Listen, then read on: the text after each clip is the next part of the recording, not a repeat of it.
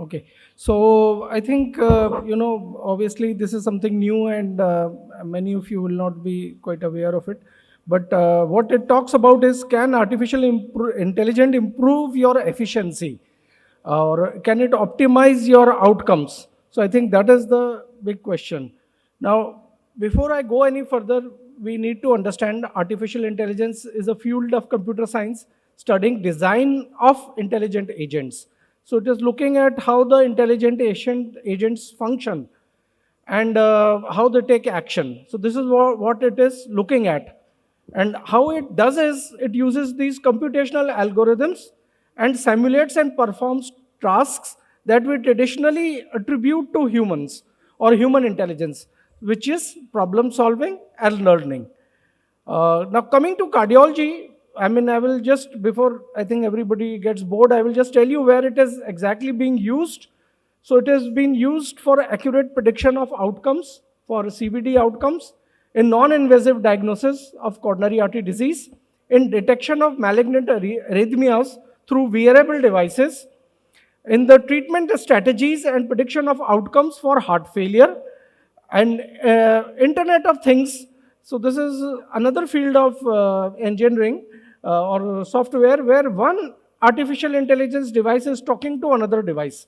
So where two devices are talking to each other, it is called Internet of Things. And then finally it is useful in precision medicine. So these are, I think I would say, 6 areas in cardiology and in medicine where artificial intelligence is finding its place. Now, before we move any further, we need to understand what is artificial intelligence. Basically, artificial intelligence is any artificial intelligence or a computer system which can mimic human intelligence or behavior. So when machine is trying to mimic human intelligence or human behavior, we call it artificial intelligence. A subset of it is machine learning, where statistical or computational techniques are used to enable the machines to learn from a large body of data.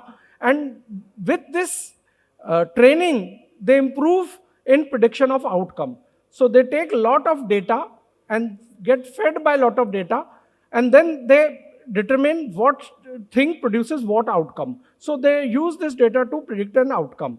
And deep learning is another subset of machine learning where there are multiple layer of networks, machine networks, which mimic human intelligence networks. So in the brain, we have the networks. There is a sensory input coming into the brain from various sense organs. And there is the central brain or which processes this, and then it produces the output. So deep learning is doing exactly the same thing. It is producing these multiple layers of input and then processing and then output. So this is what happens with the deep learning as well. Now there are certain, I would say, advantages of artificial intelligence, and so I will talk of some of the advantages of artificial intelligence. Number one, it is very fast. Number two, it can handle a lot of data. So a human mind may not grasp in so much of a data, but artificial intelligence can take in a lot of data and it can process it, and it can do it faster than human mind. And it can also predict, and it is very decisive. It gives only one outcome. So if you feed certain data, it will give you only one answer. So it is very decisive, unlike human mind, which can be, it could be this or that or this or that. That doesn't happen. Artificial intelligence will get the data fed and it will give a very, very good outcome very fast. So this is what happens with the artificial intelligence. But there are certain limitations of artificial intelligence as well, as we might know. So first limitation is it cannot handle indeterminate or unmeasurable data. So that is one problem. So what is an unmeasurable data? Like what is beauty? Beauty has no defined data. So artificial intelligence cannot work with beauty. It cannot work with love. Love is something which we feel, but you cannot quantitatively define love. And so artificial intelligence cannot work with it. Likewise, human emotions are the ones which artificial intelligence cannot work with. Then the other thing is, it has no choice. It will not give you multiple choice. You are sitting here, you have a choice. You can listen to this presentation, you can move out, you can take tea, you can you can sleep here. So there are various choices available to you as human beings. But artificial intelligence has only one choice. It can do only one thing. It cannot do all three. So this is one important difference. Then artificial intelligence does not have consciousness of self. And there are many movies which talk about this thing. But basically artificial intelligence doesn't have that feeling of self, which we call ahem or atma or ruh. That kind of thing does not exist with artificial intelligence. And finally, human being can change very fast with the changing scenario. But artificial intelligence needs a lot of data before it can be reprogrammed and rechanged. Or you can see good idea is iPhone. So in a human lifespan, at least 14 iPhones have come in. Different generations. But human has not changed. But iPhones have changed so rapidly because they need to be changing frequently to adapt. But human mind changes with each experience. But artificial intelligence cannot change. So this is, I think, another important difference between human and artificial intelligence. The last difference is that for same amount of activity, the artificial intelligence has to be very big. A human body can be very small and do many activities. Artificial intelligence, if it does all those activities, it has to occupy a lot of space. So still we have not come with an artificial intelligence which can do all the work of human in less space. So I think that is another problem. But there are certain benefits of artificial intelligence, as you might imagine. If your inputs are good, if your inputs are accurate, then it will process it very fast and it will give one single output. So it will be very decisive, unlike human mind, which can be very indecisive at times, and we know about it. So I think this is the main benefit of artificial intelligence, that it can, if the input is accurate, if your incoming data is accurate, it will process very fast and it will quickly give you an accurate result. So this is the main advantage. Although the goals of artificial intelligence is to act humanly and act rationally. Not only act, but also processor think humanly and think rationally. Whether it is able to achieve this is not known, because the rational part it can do very well. But the irrational or emotional part, that artificial intelligence cannot handle. So it can only handle the rational part, and that it can do very quickly and very efficiently. But irrational part, beauty, love, all those emotions, hate, anger, that artificial intelligence will not have. And so those emotions it cannot handle. So this is the main difference. So obviously, now coming to the core thing, basically it requires some learning and it requires large amount of data for learning. The data could be structured, like, number of events happening, number of points, this is hemoglobin 8.4, cholesterol 154, something, all those data. And then it can process and give you an answer, put it into an algorithm and tell you what is the risk of developing CAD. That artificial intelligence can do very fast.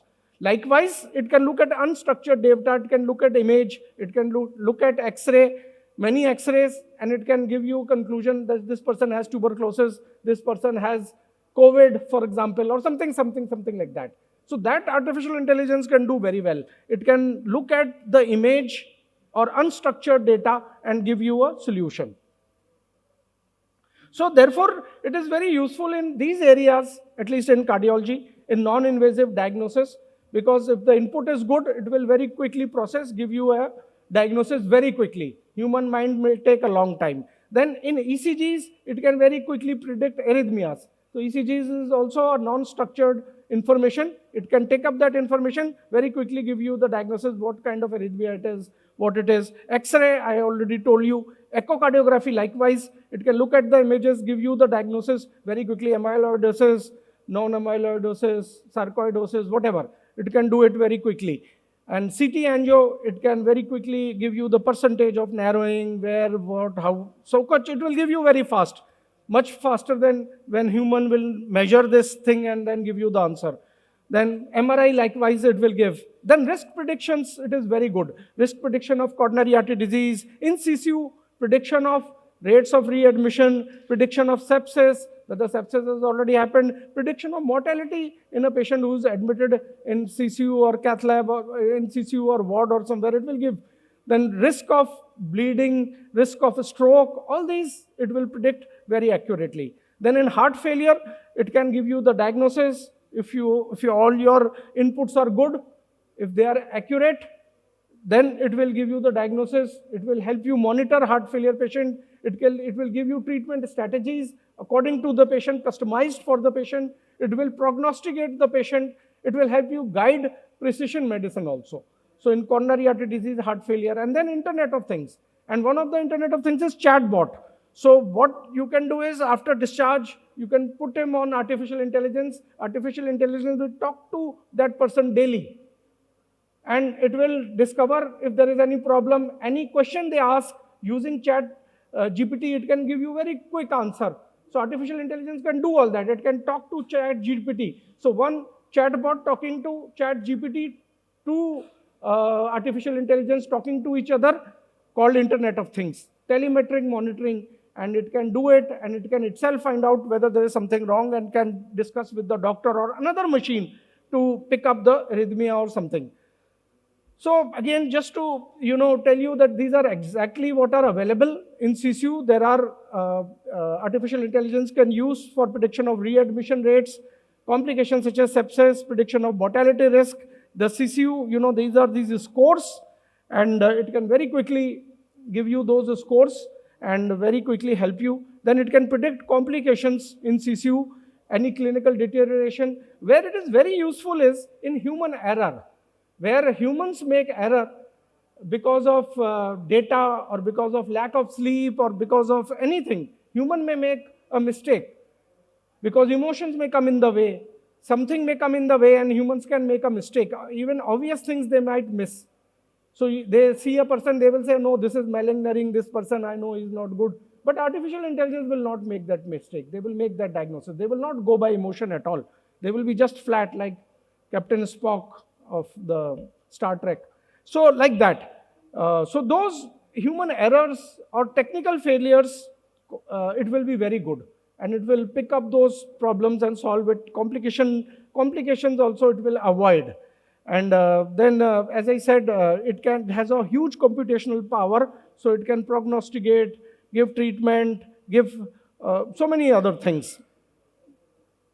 And what has happened is now that there is modeling of heart disease. So what it does is, as I said, there is independence of observation.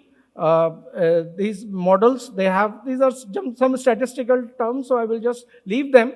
But it can be used to impact the lifestyles.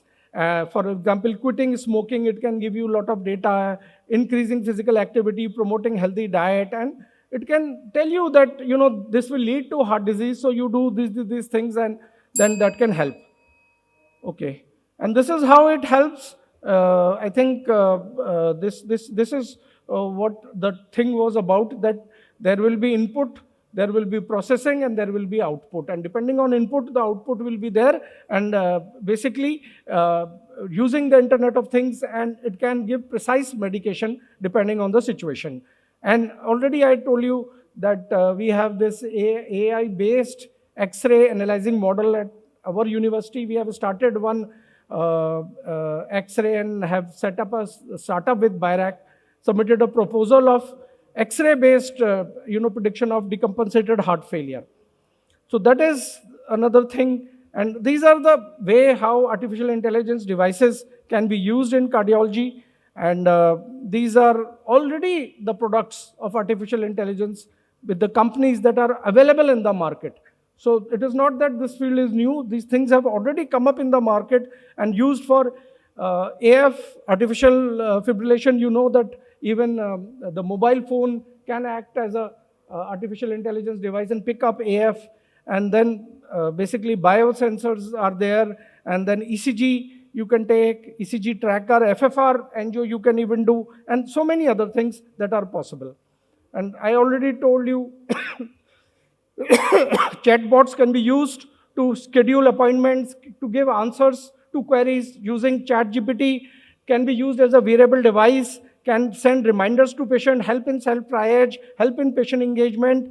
We actually have already set up one chatbot or at a startup at our university called eMonitor. We are doing this particular study. And so basically what I'm trying to say is there are a lot of applications, but there are certain limitations as well. And as I said, bias, then interpretability, data shift.